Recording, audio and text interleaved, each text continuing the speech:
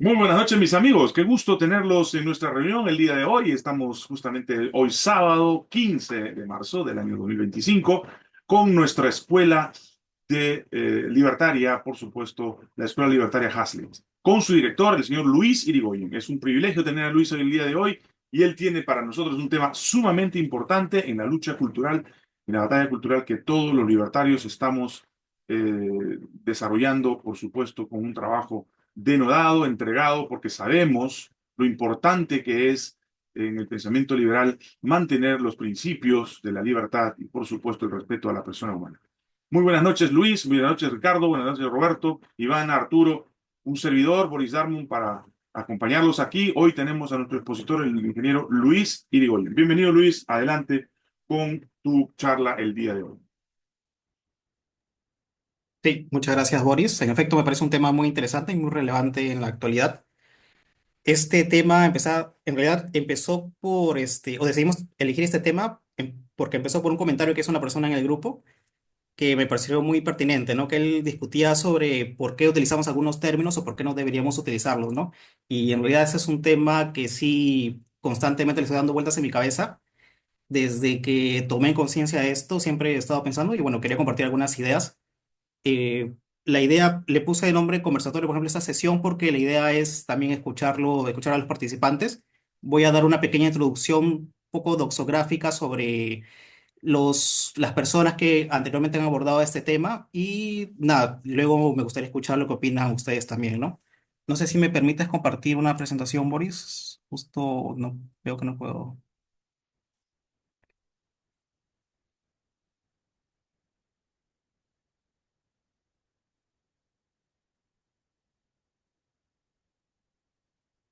Listo, aquí está. Y compartir.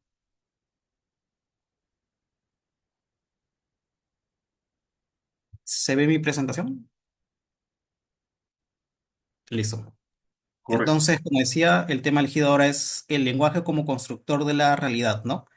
Como decía, esto nació un poco de la idea de cómo usamos el lenguaje en la discusión política, en la batalla cultural, pero yo quería darle un poco, ir un paso más atrás para ver no solo cómo afecta la realidad en estos ámbitos, sino también, perdón, cómo afecta el lenguaje en estos ámbitos, sino en la realidad en su totalidad, ¿no? En la realidad, obviamente, que cada uno procesamos para cada uno. Entonces, bueno, nota curiosa sobre esta frase es que es autorreferencial, digamos, ¿no? Cada uno de nosotros, al escuchar esta frase, el lenguaje como constructor de la realidad, ya te cambia la realidad pro- que cada uno entiende, ¿no? Por ejemplo, ya te da un nuevo significado. Podrías entender solamente leyendo esta frase que el lenguaje no es solamente una forma, una herramienta en la cual las personas usamos para comunicarnos, sino que también puede cambiar la realidad, ¿no? Ya te inserta esa pequeña idea que a la vez ya puede cambiar tu realidad o cómo entiendes la realidad por completo, ¿no? Y bueno, podemos empezar definiendo qué es lenguaje. Una definición formal, simple del lenguaje es que es el conjunto de signos y símbolos que usamos los humanos para comunicarnos, ¿no? Esa creo que es una definición formal, una definición estándar. Y yo a su vez considero que el lenguaje es una forma de tecnología, es una tecnología, ¿no? Porque es un conjunto de herramientas definidas que nos ayudan a generar que pueden llegar a generar valor, ¿no? En la medida, en la forma de conocimiento, en cualquier otra forma. Considero que es una tecnología, es algo que voy a mencionar un poco más adelante, pero por ahora dejemos en esa definición, ¿no? Que el lenguaje es el conjunto de reglas y símbolos que usamos los humanos para comunicarnos. O esa es la definición que podríamos entender sin entender que el lenguaje puede construir la realidad como es el tema que estamos comentando, ¿no?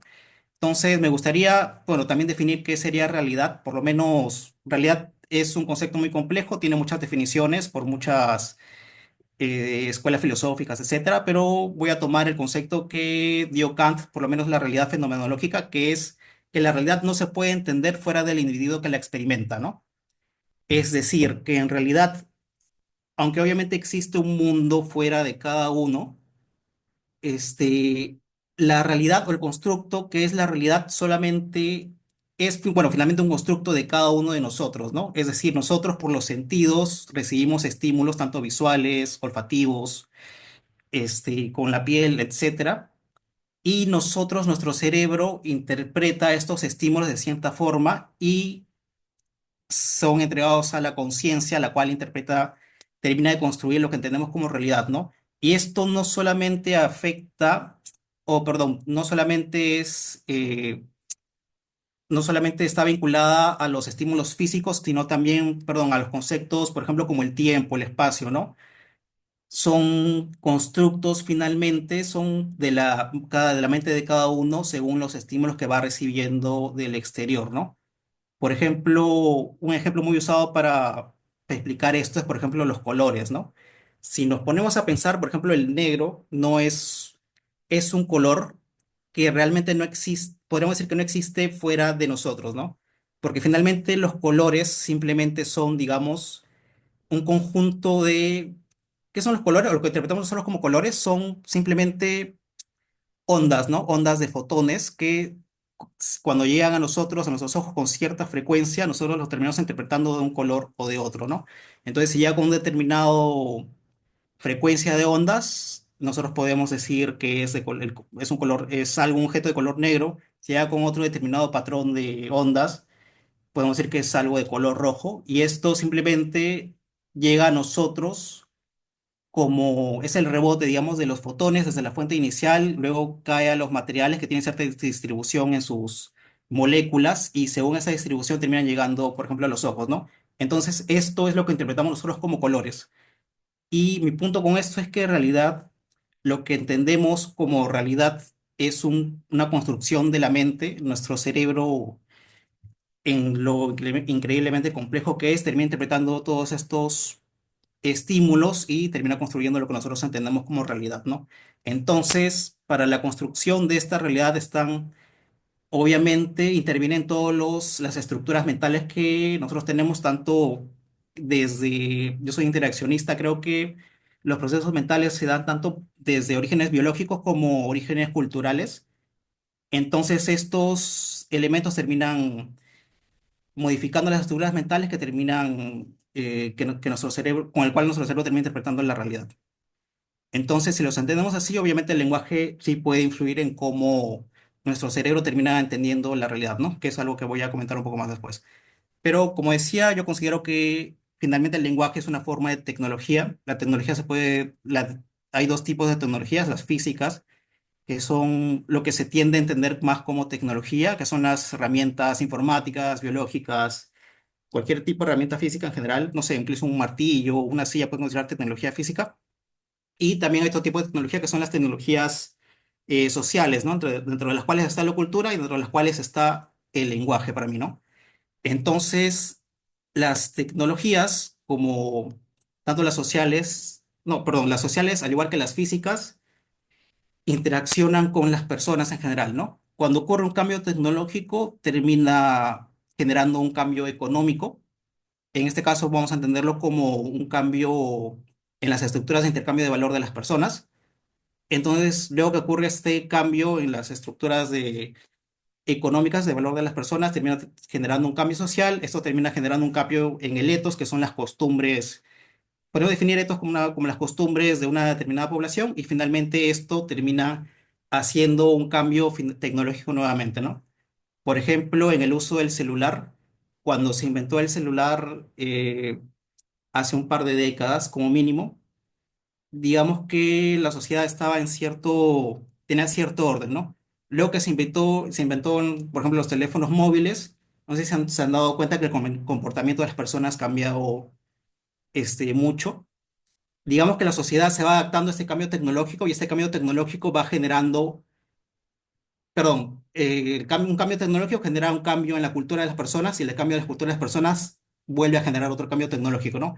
Ahora, cuando desde que se inventaron los celulares, ahora la gente se acostumbró al uso del celular y es a partir del uso del celular que creamos otras tecnologías relacionadas a adaptarse a la vida de las personas adaptadas al celular, ¿no? Entonces, mi punto es que los cambios tecnológicos terminan generando cambios culturales que a su vez retroalimentan estos otros cambios tecnológicos y lo mismo pasa con el lenguaje, ¿no? El lenguaje no es algo que esté presente en los animales, probablemente es algo que terminó evolucionando con el tiempo, pero es la primera, digamos, el primer homínido que hizo un uso eficiente del lenguaje. Finalmente logró que ese homínido tenga una ventaja tecnológica frente a otros, a su competencia, ¿no? Es el hecho de haber tenido esta ventaja lo que le permitió ser próspero, y ser próspero es lo que finalmente, de manera retroalimentativa, le terminó generando nuevas formas de lenguaje más sofisticados hasta llegar al lenguaje que nosotros conocemos, ¿no? Que es el lenguaje que estamos usando nosotros, que es el lenguaje que estoy mostrando, por ejemplo, acá en la presentación, etcétera, ¿no? Y bueno, aquí hago referencia a una frase muy conocida de Wittgenstein, que es que los límites de mi lenguaje son los límites de mi mundo, ¿no? Es el lenguaje influye profundamente en la forma en que nosotros vemos el mundo, como comenté. Muchas veces, por ejemplo, la frase del título, ¿no? El lenguaje como constructor de la realidad. Si yo no lo hubiera tenido presente, no hubiera tenido la idea de que el lenguaje puede ser un constructor de la realidad, ¿no? Y lo mismo pasa con muchas palabras, ciertas definiciones. Muchas veces nuestro conocimiento se ve limitado por la cantidad de lenguaje que podemos expresar, que podemos conocer, y esto, como digo, se retroalimenta, ¿no? Mientras más lenguaje puedo conocer, más puedo expresar, y mientras más puedo expresar, más lenguaje puedo crear. Y no solo mi entendimiento de la realidad en general puede modificarse, ¿no? Como voy a explicar a continuación. Entonces, eh, un poco voy a hablar de las personas, teorías y hipótesis que han hablado de este tema anteriormente. Entre ellos, por ejemplo, tenemos a Safir y a Worth. Ellos presentaron la hipótesis de que el sobre el relativismo lingüístico y la percepción de la realidad, ¿no? Ellos afirman que el lenguaje puede modificar los procesos cognitivos de las personas que lo usan, ¿no? Un ejemplo, esa es una, bueno, una hipótesis bastante extensa, pero voy a tratar de resumirla con un ejemplo, que es el ejemplo, por ejemplo, que es el ejemplo de los esquimales. Ellos, por ejemplo, tienen varias palabras para referirse a la nieve. Entonces, en el idioma esquimal existe, por ejemplo, una palabra para hablar, para referirse a la nieve dura, a la nieve, otra tienen otra palabra para referirse a la nieve que recién ha caído, tienen otra palabra para referirse, no sé, a la nieve blanda que ya cayó hace mucho tiempo.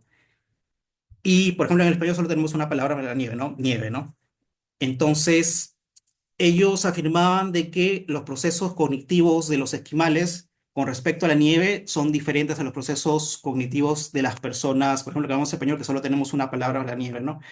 Ellos probablemente nació a partir de una necesidad. Ellos, los esquimales, construyen sus iglús con nieve dura, ¿no? No pueden construirla con nieve que recién ha caído de las tormentas, sino que necesitan nieve dura. Entonces, a partir de tratar de definir ese tipo de nieve es que nació la necesidad bueno, de definirla con una palabra, y así con los otros tipos de nieve que existen, ¿no?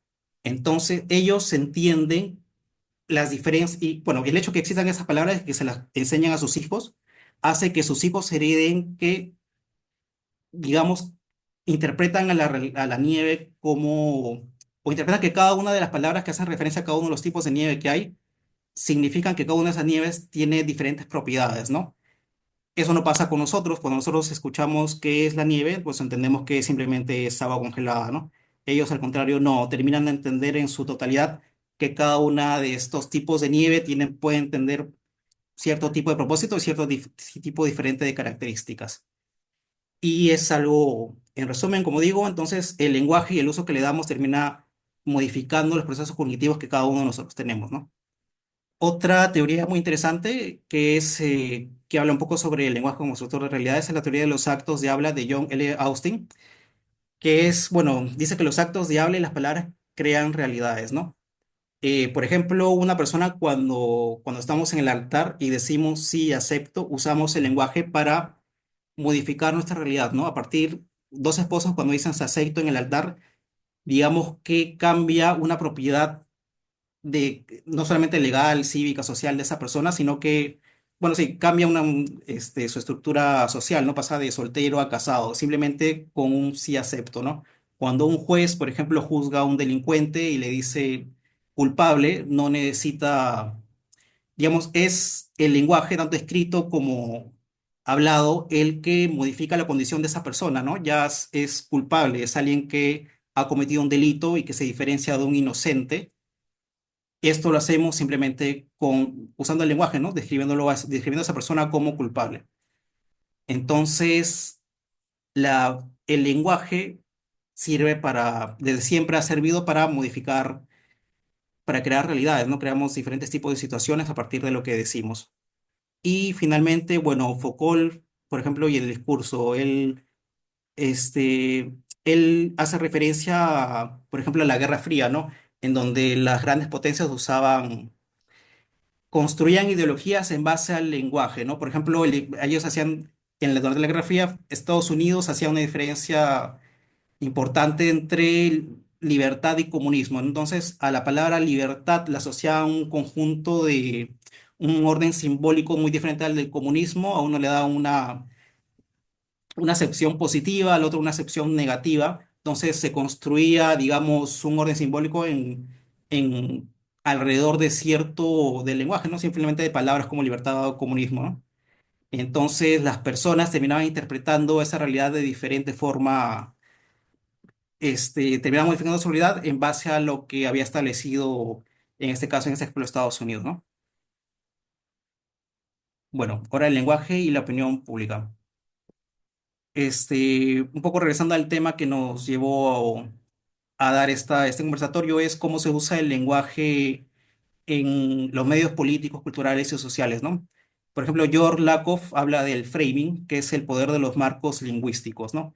Esto está relacionado a que por ejemplo, es justo el ejemplo de Focal que daba anteriormente, ¿no? Muchas veces los grupos de poder terminan creando ciertos órdenes simbólicos relacionados a ciertos términos, ciertas palabras que digamos, se crean conceptos alrededor de estos, ¿no? Nosotros terminamos entendiendo estos conceptos, o estos conceptos pueden terminar haciendo que nosotros entendamos la realidad de cierta forma o de otra, ¿no?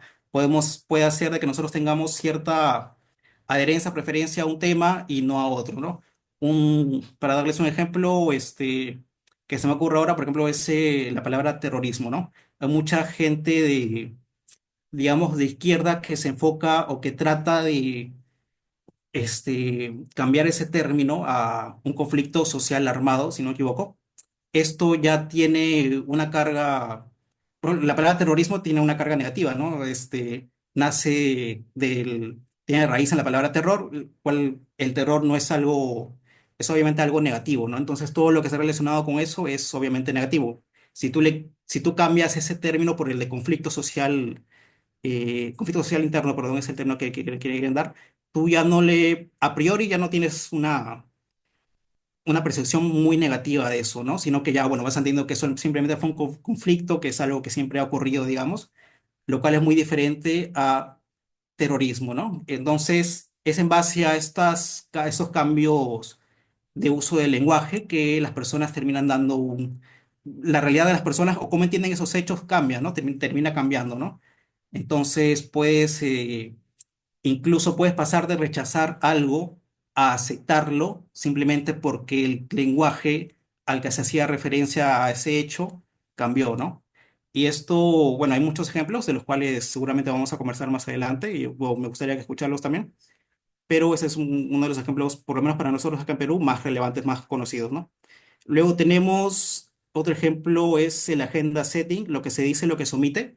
Aquí Maxwell, McCombs y Donald Shaw hablan de, por ejemplo, cómo los medios manipulan el discurso que ellos muestran todos los días en sus noticieros, en sus editoriales, etcétera, sobre determinados temas, ¿no? Y hace referencia a cómo ellos incluso pueden determinar qué es importante o qué no es importante para las personas, ¿no? Llevándolo acá a la realidad peruana, por ejemplo, en estos días todos los medios mencionan mucho, por ejemplo, El Valor de la Verdad, ¿no? Que es un programa que se emitió el domingo pasado que hablaba sobre un futbolista que es Cueva y su esposa, las infidelidades que le hizo a su esposa Pamela López, ¿no? Entonces, cuando los medios repiten una y otra vez esto, este mensaje termina afectando a las personas en que un consumidor de este contenido termina interpretando que eso es importante, ¿no? Entonces, si le das espacio a eso y no le das espacio, por ejemplo, a lo que está haciendo la presidenta, entonces te puedes terminar entendiendo que lo que hace la presidenta no es importante y lo que los medios, los medios exponen sí lo es, ¿no? Un ejemplo de esto, bueno, son las famosas cortinas de humo. Y bueno, hay muchos otros ejemplos, ¿no? Pero entonces esto hace referencia a cómo los medios también hacen uso del lenguaje para terminar dándole importancia a ciertos hechos, aunque no digan explícitamente si estos, aunque no le den un valor negativo o positivo a estos hechos, el hecho de repetirlos y constantemente estar poniéndose en la discusión ya hace que las personas puedan determinar que este tema fue importante o no lo es, ¿no? Y había otro tema, hay una teoría que es la espiral del silencio, el miedo a la disidencia, que fue expuesta por Elizabeth Noel Newman. Está relacionado a los puntos anteriores y es que dice que cuando, por ejemplo, una persona o las personas que son disidentes al lenguaje hegemónico pueden sentirse primero excluidas a tener una voz disidente y se crea una espiral de silencio, ¿no? Mientras tengas una opinión disidente que ves que no sea la hegemónica entre las personas que te rodean, vas a tender a callar, ¿no? Es por eso que se dice que le llaman espiral del silencio, ¿no? Un ejemplo, este, un ejemplo representativo de eso puede ser el cambio climático, ¿no? Ahora es un lenguaje, perdón, es un hecho, digamos, hegemónico el decir que el cambio climático es, bueno, existe, ¿no? A pesar de que hay muchas personas que, digamos, ponen en cuestión esto, hay otras que esto se acepta como una verdad, ¿no? Por ejemplo, hay gente como Milei, por ejemplo, él dijo que no está de acuerdo con el discurso hegemónico que se da sobre el cambio climático. Dice que en realidad los cambios climáticos, el cambio climático que estamos experimentando no hace referencia a una crisis, digamos, producto de las actividades humanas desmedidas, sino que es un cambio normal que siempre ha ocurrido a lo largo de la historia y que siempre que va a volver a ocurrir probablemente. Entonces, bueno, eso podemos considerar una voz disidente, ¿no? Si nosotros escuchamos lo contrario siempre, vamos a tender a no expresarnos porque vamos a tender a tener miedo al rechazo social y a otros temas, pero es entonces, bueno, es un ejemplo más en cómo el lenguaje termina afectando a cómo nosotros entendemos la realidad, ¿no? Porque ya podemos entender de que, por ejemplo, la no existencia de la crisis climática, entonces es, digamos, puede ser considerarse como algo negativo, ¿no? Y el solo hecho de hablar de eso es algo que puede hacernos excluir de la realidad. Perdón, algo que nos puede hacer excluirnos de la sociedad en general, ¿no? Es un ejemplo de cómo se usa el lenguaje y, bueno, acá voy a mencionar algunos ejemplos de cómo, otros ejemplos más de cómo se usa el lenguaje para, este, bueno, con fines políticos, culturales, por ejemplo, es en el discurso político y la polarización ideológica, como hice referencia, hay muchas facciones políticas que se interesan mucho en en qué palabras nosotros usamos y cómo las usamos, ¿no? Esto, un ejemplo más es, por ejemplo, en el tema del aborto. Hay mucha gente interesada en definir el aborto como interrupción del embarazo, ¿no? En vez de fin del embarazo, porque el término interrupción es un término que podemos entender, digamos, de manera más amigable. Es algo que, sí, no suena tan cortante o determinante como fin del embarazo, ¿no? Entonces, alguien que piensa, que podría pensar en abortar, no lo va a tomar de una manera no le va a dar tanta importancia al mismo hecho, ¿no? Entonces, pues si hablas de interrupción, das la impresión de que es algo que puede cortarse o prenderse, que no hay mucho problema con eso, pero si en cambio usas la palabra, digamos, adecuada que es aborto, pues entiendes una concepción, entiendes ese hecho como algo negativo, ¿no? Si en cambio se le cambias el término, ya no puedes tener una apreciación diferente a este tema, ¿no? Ya no quiero extenderme mucho, pero otros ejemplos, bueno, por ejemplo, en la pandemia, muchos estados, muchos gobiernos intentaron manejar cierto lenguaje, intentaron usar siempre cierto tipo de palabras para que las personas sean más susceptibles a, a acatar las órdenes, restricciones que ellos imponían, ¿no? Hay muchos ejemplos de esto.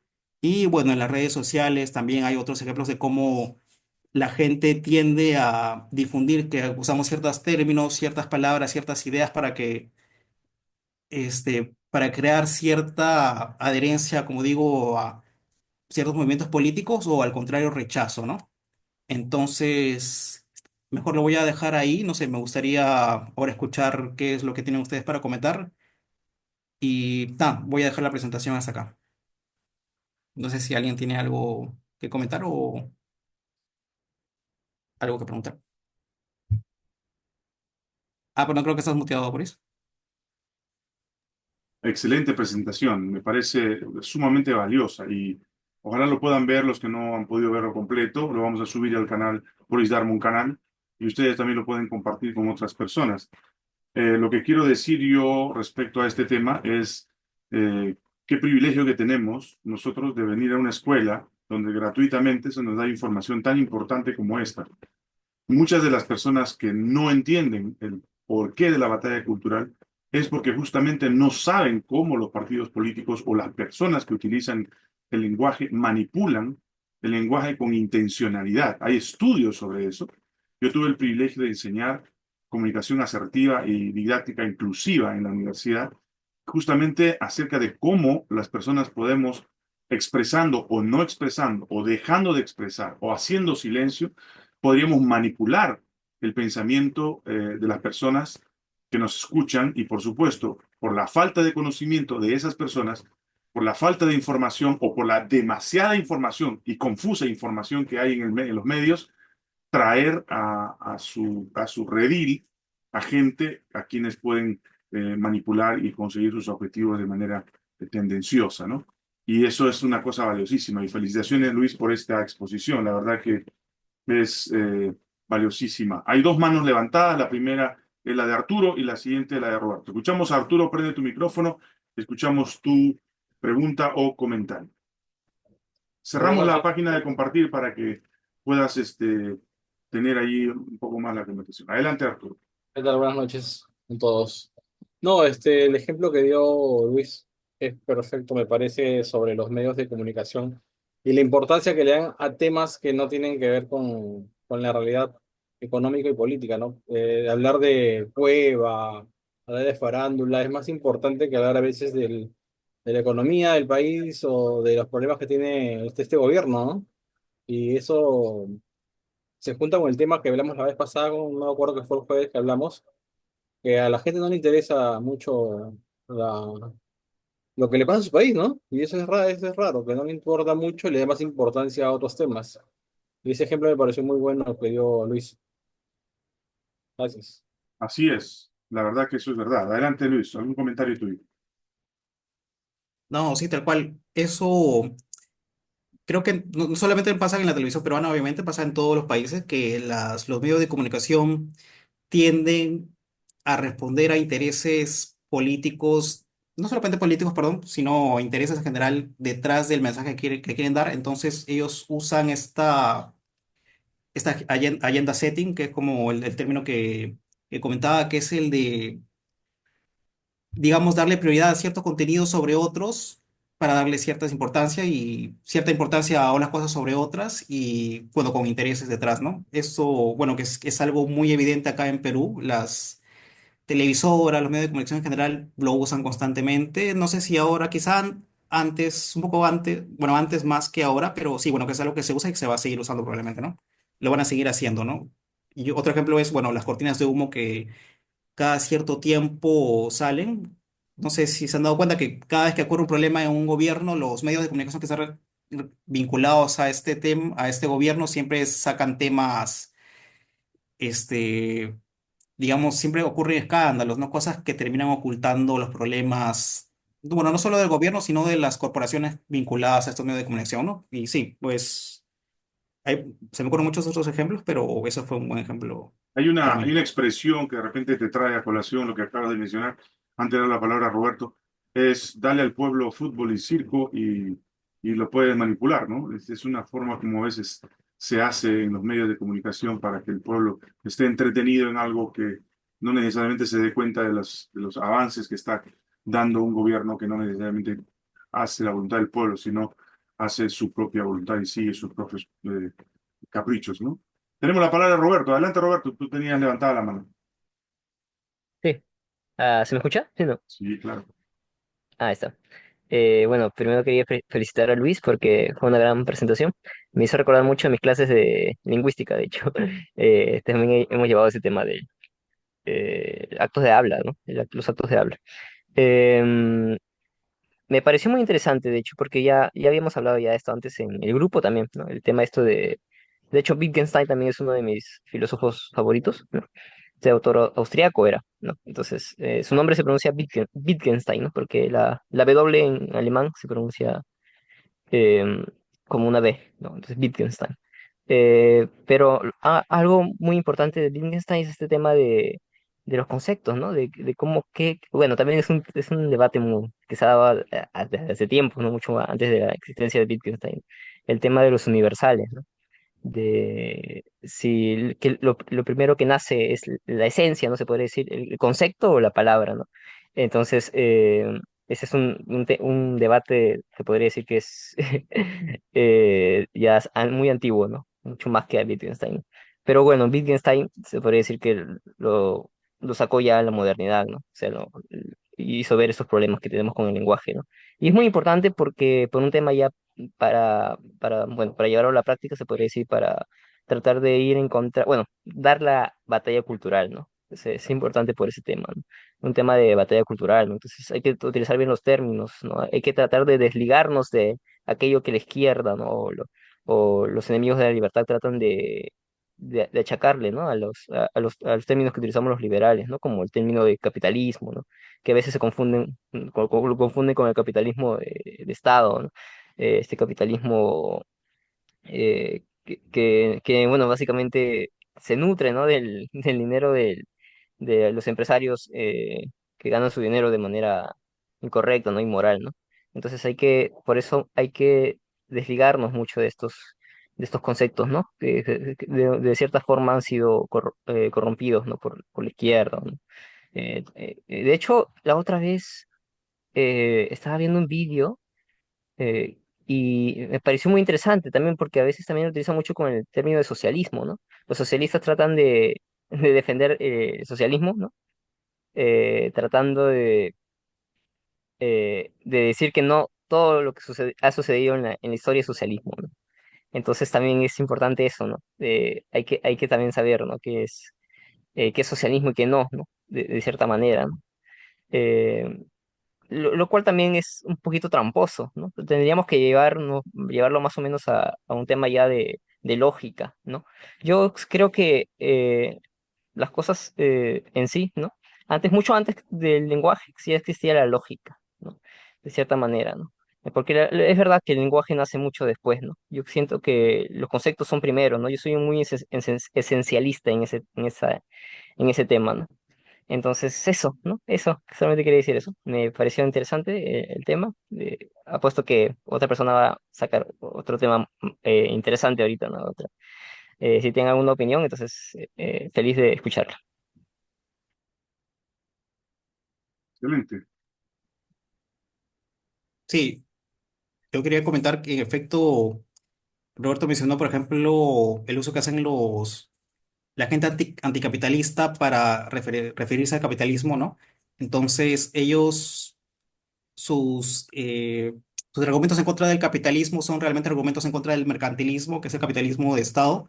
Entonces, le achacan, repiten constantemente supuestos defectos del capitalismo, que en realidad son defectos de un mercantilismo de sistemas que no hacen referencia, ni hacen referencia al capitalismo ni al libre mercado, ¿no? Entonces, si esto lo repites constantemente, vas a terminar creando, digamos, un orden simbólico negativo alrededor de la palabra capitalismo, ¿no? Entonces, terminas creando una nueva acepción a esta palabra, la cual es inherentemente negativa, ¿no? Entonces, por ejemplo, hay gente, no sé, en las redes sociales que siempre repiten lanzan posts como los millones de muertos del capitalismo, ¿no? O por qué el capitalismo no beneficia a nadie, ¿no? Que, bueno, son fundamentadas en falacias, pero que cuando constantemente las repites terminas creando un nuevo significado a esas palabras y esas palabras terminan creando terminan cambiando la realidad, ¿no? Entonces, por ejemplo, el capitalismo, que es un sistema para mí inherentemente bueno y beneficioso para las personas, termina teniendo un significado negativo y las personas que los escuchan pueden cambiar de significado y pueden terminar entendiendo que el capitalismo, aunque es beneficioso, realmente lo van a terminar entendiendo como negativo, ¿no? Si entiendes algo como negativo, vas a rechazarlo y vas a comprarte la idea opuesta, ¿no? Sobre los problemas del lenguaje, que efectivamente el lenguaje también es algo que quería comentar, bueno, que no comenté, que es que el lenguaje es imperfecto.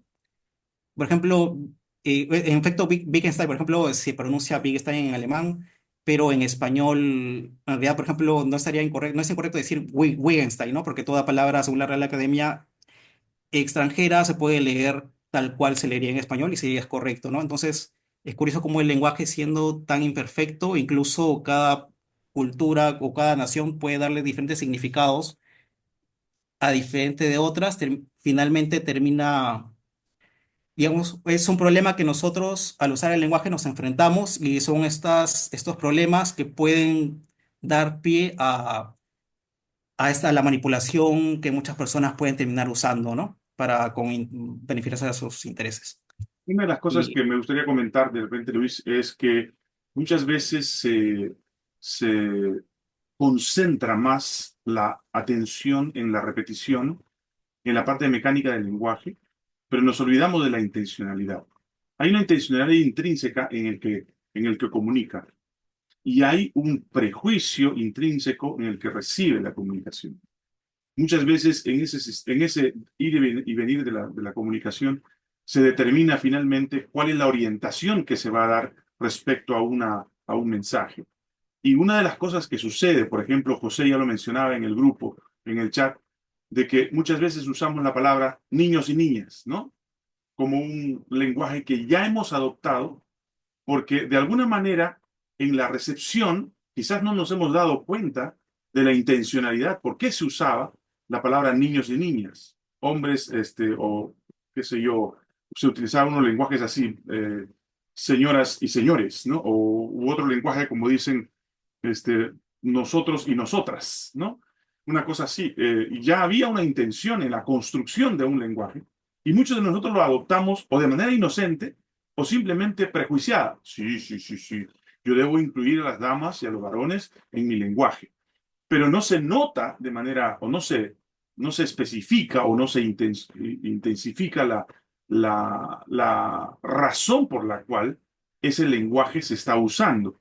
Y ya José lo mencionaba, me lo conversaba un poco en forma personal, de que había escuchado en la charla pasada utilizar ese lenguaje y posiblemente la habríamos adoptado sin sin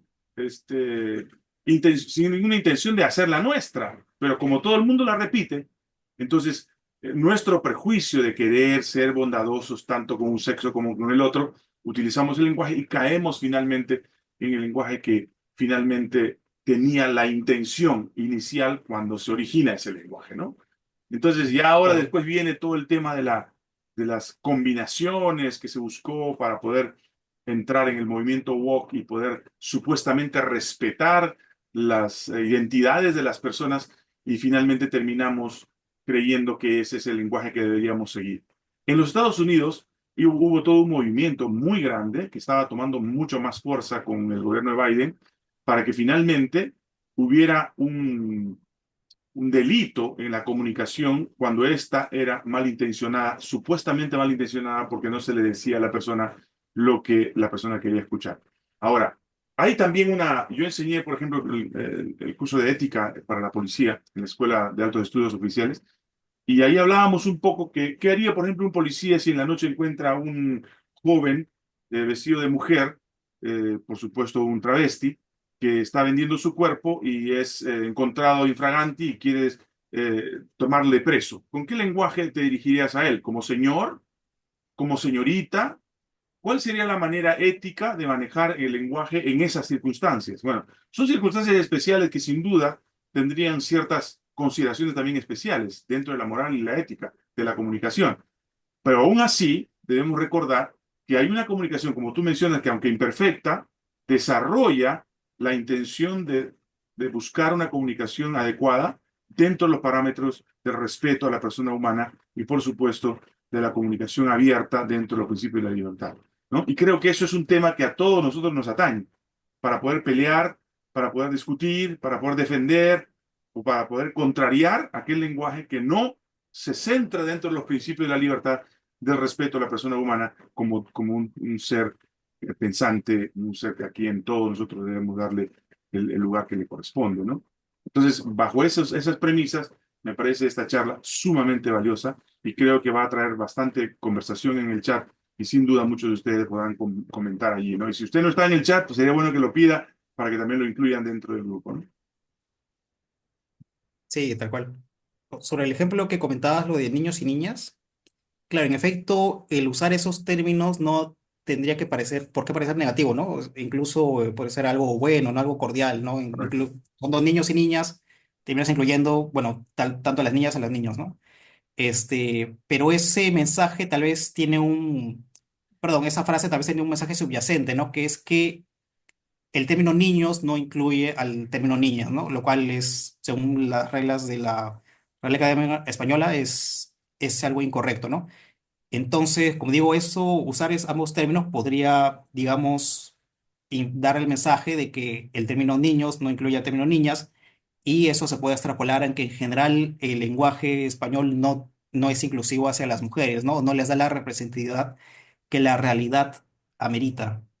Entonces, sí, en efecto, bueno, ese es un ejemplo de muchos que podemos darle sobre el uso del lenguaje y cómo puede terminar el uso de una frase u otra, determinando, puede cambiar la forma en que nosotros comprendemos alguna dinámica social, ¿no? Como en este ejemplo, y así hay muchos otros, ¿no? Entonces, hay muchas palabras que podrían hacer alguna referencia peyorativa a ciertos eventos o sucesos es porque, digamos, sí son descriptivos, pero si tú cambias este término a otro que no tiene una carga negativa, entonces tu forma de ver el evento va a cambiar, ¿no? Eso está claro y hay muchos otros ejemplos. Justamente Vargas Llosa hizo un comentario respecto a todas y todos, ¿no? Y se dio una carcajada porque decía que el lenguaje no necesitaba utilizar la palabra todos y todas, que simplemente decir todos incluía también a las damas de hecho, ¿no? Y yo, la verdad, lo miraría desde el otro lado, ¿no? Decimos todos y las damas, por su valor, el valor que tienen como seres humanos, ya están incluidos en la palabra todos, ¿no? No porque todo sea masculino o femenino, simplemente el valor que tiene todo ser humano es parte del lenguaje y parte de la consideración que se tiene en la comunicación. Creo que ha sido interesante, ¿ah? Muy interesante la conversación. Se dan para mucho más y me gustaría algún comentario de algunos de ustedes que todavía quieran comentar algo o alguna pregunta, pueden hacerla y si no, vamos a ir terminando porque luego lo vamos a subir a Boris Darmon canal y ustedes lo pueden compartir con otras personas también desde el YouTube para que puedan otros escuchar este comentario. ¿Alguna pregunta, algún comentario de parte de ustedes antes de dar la palabra final a nuestro expositor, el ingeniero Luis Irigoyen, en el día de hoy? Muy bien. Mientras, sí, mientras, Adelante, Luis, tenemos la palabra tuya finales para ir terminando nuestra charla del día de hoy. sí, no sé si igual si alguien se anima puede hacerlo, levantar la mano y le damos la palabra. Si no, podría concluir de que en efecto el uso del lenguaje es importante para cómo entendemos nosotros la realidad y cómo otras personas también lo entienden. Yo sobre lo que comentabas del lenguaje inclusivo, creo que hay un término que es economía del lenguaje, que es en realidad el lenguaje es usado según el valor que le da a las personas, ¿no? Entonces, por ejemplo, para mí el lenguaje inclusivo, el hecho de usar todes y esos términos no va a terminar calcando, no termino calcando en la sociedad, digamos, porque realmente no le da valor a la gente, ¿no? Y otra cosa es que también el lenguaje no puede ser forzado, ¿no? Creo que es algo que va evolucionando de manera natural, como siempre ha pasado, ¿no? Y bueno, yo creo que, bueno, concluyendo, sí, el efecto del lenguaje es importante en lo que llamamos nosotros la batalla cultural, pero no solamente en ella, sino también en nuestra vida. Entender este tema me ha hecho también tratar de pensar qué palabras uso en mi día a día, porque eso sé que va a terminar cambiando la percepción que tienen las otras personas de mí mismo, y las palabras que yo uso también para definir algún evento pueden terminar cambiando la forma en que yo veo ese evento y lo entiendo para mí mismo, ¿no? Entonces, digamos, como una conclusión o como yo los invito a tratar de pensar cuál es el lenguaje que usan, también traten de discernir qué lenguaje usar, qué lenguaje o no, porque tal vez es posible que al usar ciertos términos, pueden estar favoreciendo a ciertos discursos que tienen mensajes subyacentes que responden a intereses que a veces no son los nuestros, ¿no? O no son intereses de la sociedad en general. Y bueno, nada, los invito a seguir estudiando este tema también, ¿no? Que es muy interesante. Excelente, excelente. Vamos a preparar un tema, quizás desde la perspectiva de mis clases en la universidad, para hablar un poquito acerca de la comunicación asertiva y la didáctica inclusiva, que se usa normalmente en las escuelas. Como docente, yo tengo ahí un material muy importante que podemos utilizar y que podríamos trabajar. Uno de los, quizás para finalizar, yo tengo un comentario respecto a las afirmaciones concluyentes que muchas veces usamos descuidadamente cuando decimos siempre, nunca, o fulano es esto, fulano es lo otro, cuando sabemos que muchos de los calificativos que damos de las personas pueden herir susceptibilidades o definitivamente no dar con el punto clave de lo que realmente es una persona. Y ahí viene justamente el principio libertario de la libertad, del respeto a la persona humana, ¿no? Ojalá que podamos tener más tiempo y ojalá podamos invitar, comprometámonos para el próximo sábado, invitar a cada uno de nosotros a 2 amigos para que vengan y escuchen la charla. Es posible que para algunos sea pesado escuchar una charla de información científica, información muy buscada, como se ha hecho el día de hoy. Pero esa es la manera como se instruye el pueblo, esa es la manera como el pueblo debe comenzar a desarrollar las capacidades de la libertad y, por supuesto, conducirlas por el camino que todo ser humano quiere, que es el respeto a la propiedad, respeto a la persona humana y, por supuesto, bajo nuestro principio de libertad de mercado que tanto propagamos nosotros en nuestra comunidad. Ojalá que el movimiento Libertad Avance Perú pueda tomar control y podamos seguir adelante. Y muchos de ustedes que nos escuchan y que van a escuchar también a través de nuestras redes y a través de este programa, puedan unirse al movimiento La Libertad Avanza Perú y podamos hacer de este país un país con esperanza. Gracias, Luis, por tu charla. La verdad que valoramos muchísimo tu contribución.